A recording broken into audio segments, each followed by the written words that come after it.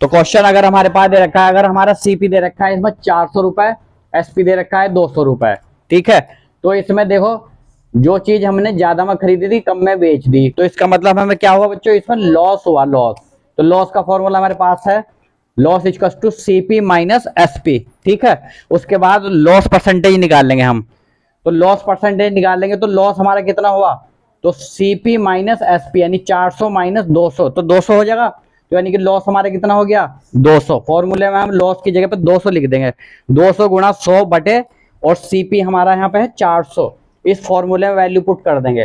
तो ठीक है, इन्हें कैलकुलेट कर लेंगे हम, 0 से 0 कट जाएगा, 0 से 0 कट जाएगा, 4 से 200 को काटेंगे तो 4 पंजे 20, यानी 50% का हमें नुकसान हुआ। कितने परसेंट नुकसान हुआ, 50% नुकसान हुआ।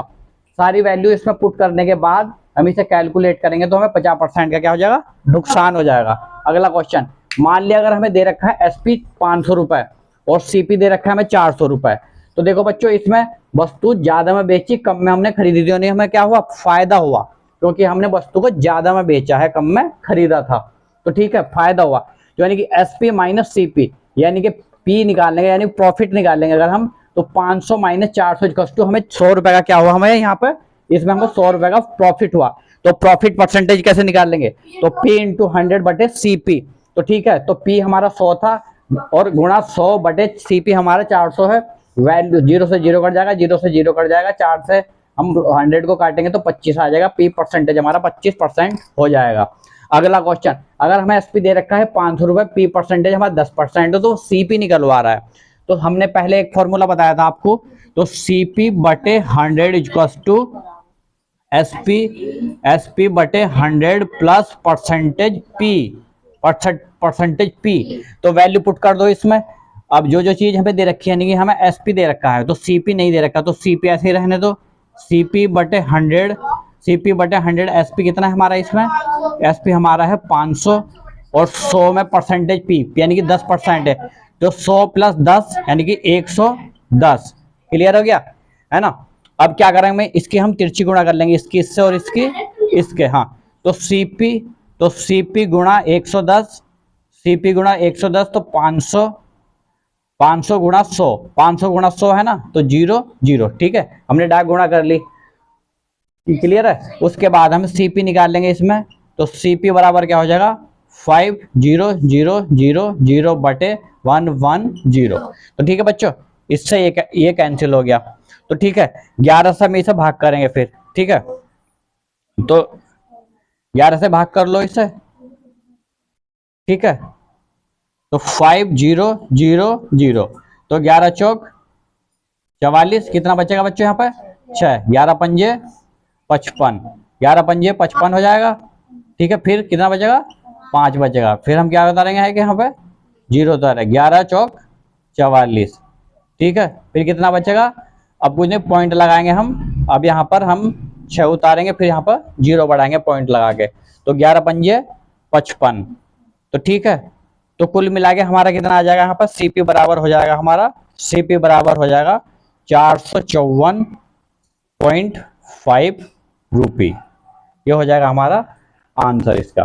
बात समझ में आ रही है बच्चों, ठीक है, ठीक है। उसके बाद नेक्स्ट क्वेश्चन,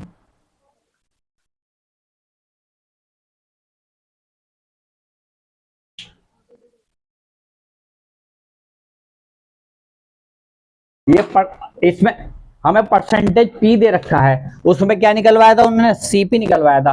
अब अगर हमें सीपी दे रखा हो और वो पी दे रखा हो, यहाँ पर पी दे रखा हो उन्होंने, हमारा दे रखा हो 10%, ठीक है। अब वो पूछ रहा है क्या बच्चों, अब वो पूछ रहा है एसपी, तो एसपी पूछ रहा है वो, तो सेम फॉर्मूला लगाएंगे हम, सेम फॉर्मूला लगाएंगे, तो सीपी बटे 100, तो सीपी बटे 100 इक्वल्स टू एसपी बटे 100, तो 100 प्लस परसेंटेज पी, ठीक है। तो सीपी, इसमें सीपी दे रखा है, तो सीपी कितना दे रखा है 400 बटे 100 बराबर एसपी, इसमें हमें निकालना है, एसपी हमें निकालना है, और तो 100 और ये हो जाएगा 110 हो जाएगा, तो ठीक है 110 हो जाएगा ये। तो अब अब इसे कैलकुलेट कर लो, ठीक है। तो SP इंटू 100 इजकस टू 400 इंटू 110। अब ये 100 नीचे चला जाएगा, इसके SP इजकस टू हो जाएगा 400 इंटू 110 बटे 100। तो ठीक है, E जीरो से E जीरो कट गया, E जीरो से ये जीरो कट गया। तो ठीक है बच्चों, तो SP कितना आ जाएगा हमारा, SP आ जाएगा हमारा 044, ये आ जाएगा SP हमारा निकल के। तो SP हो जाएगा 440 रुपए। तो देखो बच्चों, एक बात समझने वाली है, CP यानी कि CP हमारा क्या था, यहाँ पे 400 रुपए था, तो उस पर हमें 10% का फायदा हो रहा था। तो सोचने वाली बात है, SP कितना होगा, SP ज्यादा होगा, है ना, क्योंकि फायदा कमाया ना हमने, कोई चीज कम में खरीदी तो उसका सेलिंग प्राइस क्या होगा, ज्यादा होगा, ज्यादा, तो वही हमारा ज्यादा है ना। तो ठीक है, इसका मतलब हमारा सवाल ठीक है, ठीक है। हाँ, तो अब हम करेंगे, ये तो था जब प्रॉफिट दे रखा हो, प्रॉफिट। अगर मान लिया जाए,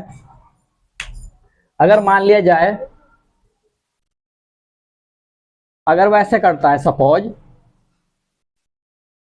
अगर वो हमें CP दे रखा है उनने, तो CP दे रखा है, CP, तो CP दे रखा है उसने 400 रुपए, ठीक है।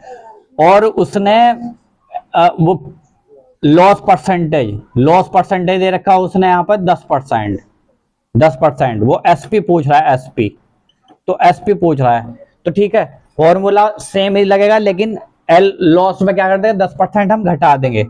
तो CP बटे 100 इजकस to SP upon 100 minus percentage loss, ठीक है। तो CP देखो कितना दे रखा है इन्हें, CP दे रखा है 400 बटे 100 बराबर SP कितना दे रखा है, SP उसमें हमें SP हमें इसमें निकालना है। और तो यानी कि 10 में से 100 में से 10% घटेगा, तो यानी कितना हो जाएगा यहाँ पर 90 हो जाएगा। तो इसकी गुणा इससे हो जाएगी, तो ठीक है, तो ठीक है, तो इसकी गुणा इससे होगी, तो SP गुणा 100 बराबर 400 इंटू 90। तो 100 नीचे चला जाएगा, तो SP बराबर क्या हो जाएगा, SP बराबर हो जाएगा 400 इंटू 90 बटे 100, ठीक है। तो इससे ये कट गया, इससे ये कट गया, तो ठीक है। तो SP कितना आ जाएगा हमारा, 0 9 चौक 36, 360 रुपए। तो बच्चों एक बात समझने की है, देखो यहाँ पर, अब हमने जो वस्तु खरीदी थी वो 400 रुपए में खरीदी थी, लेकिन जब हमने वो बेची तो 10% का नुकसान हुआ हमें। तो इसका मतलब कि वो वस्तु जब नुकसान में बेची, तो वो इसका मतलब हमने कीमत उसकी क्या थी, कम में बेची वो, तो वो वस्तु क्या हुआ कि वो कम में बेची गई, तो इसका मतलब सेलिंग प्राइस का क्या हो जाएगा, कम हो जाएगा। Getting a point, really very much important. अब क्या है कि बात समझ में आ रही है ये सारी। उसके बाद चलो, अगर अब की बार वो यहाँ पे हमारा CP की जगह SP कर लो यहाँ पे। अब यहाँ पे सपोज दैट वो SP कर देता है यहाँ पे वो, और वो CP निकलवा रहा है हमें, CP। तो ठीक है बच्चों, अब वो CP निकलवा रहा है, तो अब सेम फॉर्मूला लगाएंगे, तो CP बटे 100 इजकस टू SP बटे 100 माइनस 10 हो जाएगा। तो यहाँ पर क्या हो जाएगा बच्चों, 90 हो जाएगा यहाँ पे। और CP निकलवा रहा है, SP कितना दे रखा है यहाँ पे हमारा, SP दे रखा है उनने यहाँ पे 400, तो 400 रुपए SP उनने यहाँ पे हमें दे रखा है, 400 रुपए। तो अब इसे कैलकुलेट करेंगे हम, CP को कैलकुलेट करेंगे। तो देखो, तो CP into 90 equals to 400 into 100। अब CP बराबर क्या हो जाएगा, तो 400 इंटू 100 बटे 90, तो 0 से 0 कट गया, तो CP बराबर क्या हो जाएगा बच्चों, तो CP हो जाएगा 4000 बटे 9।